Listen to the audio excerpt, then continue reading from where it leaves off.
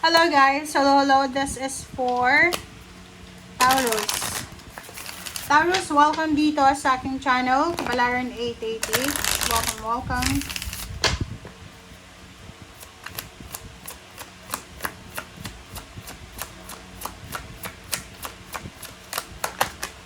Okay. A blessing to find truth. Wow. Kumuha pa nga tayo ng isa. Babae ka man or lalaki?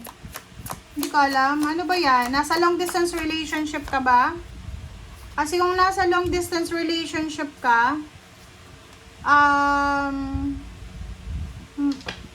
if you are in a relationship sa pareho mong Taurus, Capricorn, Virgo, or sa mga water sign, Pisces, Scorpion, Cancer, pwedeng, malalaman mo, there's a revelation ng katotohanan talaga dito. Pwedeng malaman mo na niloloko ka ng person mo, lalo kung nasa long distance relationship kayo, may iba na siya, pero kayo pa rin.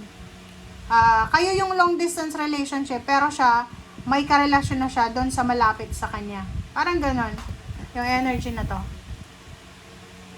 Pangalawa is a blessing on your family. So, you're blessed.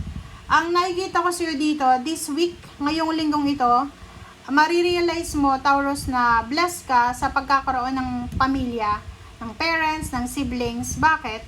Kasi, kahit anong gawin mo na nakalokohan, kahit anong gawin mo, pag bumalik ka sa kanila, patatawarin ka pa rin nila. Pag bumalik ka sa kanila, tatanggapin pa rin nila na open hand. Okay? Kung ano man ang ginawa mo, parang makakaramdam ka ng konting konsensya sa linggong ito. Kasi marirealize mo na yung parents ko, napakabuti nila, napakabait nila eh. Kasi kahit anong gawin ko, kahit anong pasaway ko, pag bumalik ako, lumalayas ka, parang ganun. Pag bumalik ako, ganun pa rin eh. Ganun pa rin yung trato sa akin. Anak pa rin nila, parang ganun. Alright.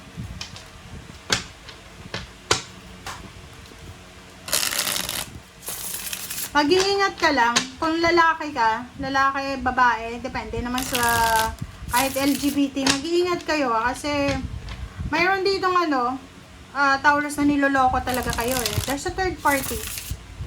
May third party yung person mo. Pwedeng foreigner, pwedeng ibang lahi ito eh. Okay, ibang lahi. Pero kayo pa rin. Pero may lihim siya, nakarelasyon. Yun. Magkinig ka, Taurus. Makinig ka ha, kasi dito sa baraha mo, there's a news. May balita ka. May balita ka na makukuha. Okay? May balita kang makukuha na kailangan mo ditong magpasensya. Yun na nga, revelation.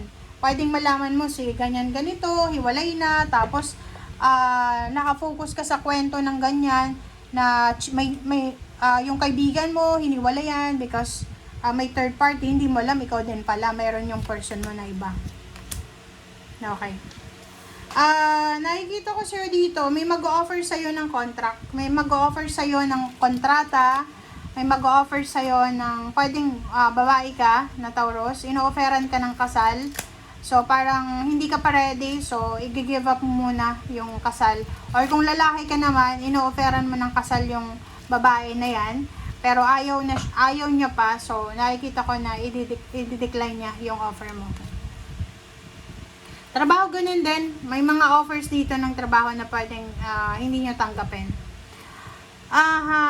Yun. Ang nakikita ko sa'yo dito, isang Taurus ang posibleng makakapag-desisyon ka na maghanap ng pera sa malayong lugar. So, nakikita ko yung relocation, yung travel. Gusto mong umalis sa kung nasaan ka man sa ngayon. Gusto mong lumipat sa mas malayong lugar. Nakikita ko sa'yo dito na gusto mong hanapin yung tagumpay mo sa ibang lugar. Gusto mong hanapin yung financial balance sa ibang lugar. Okay, Judgment and King of Cups. Judgment and King of Cups. So, nakikita ko sa'yo dito, pagdating sa emotion, kailangan mo daw na magdesisyon.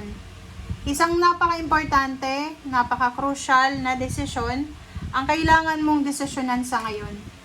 Nakikita mo ba yung baraha mo, Taurus? Ang baraha mo napaka parang prompt niya, 'di ba? Ace of Pentacles and Ace of Wands, oh.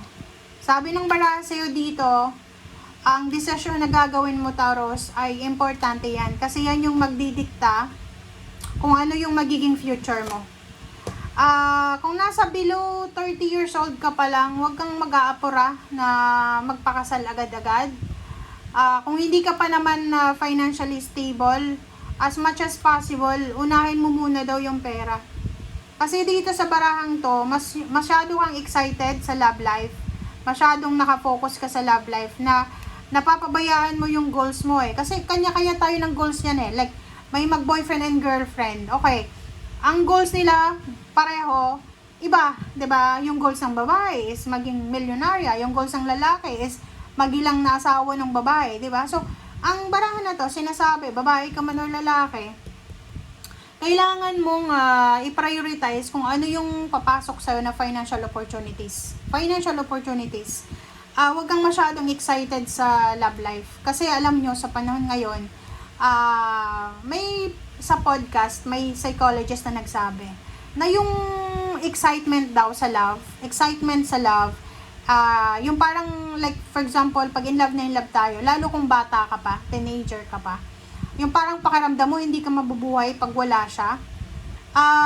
Pagdating daw ng araw, magbabago yan. Kaya nga nakikita nyo, yung mga childhood sweethearts, yung minsan, nag-asawa sila after ng high school, hindi talaga sila nagtatagal. Kasi pagtanda nila, pag 40 or 50 nila, nagkasawaan na, umalis na yung isa, na naghanap na yung isa, parang ganun. So, nato sa'yo ganun din. Sabi ng baraha sa'yo, wag mong masyadong i-prioritize yung relationship mo eh.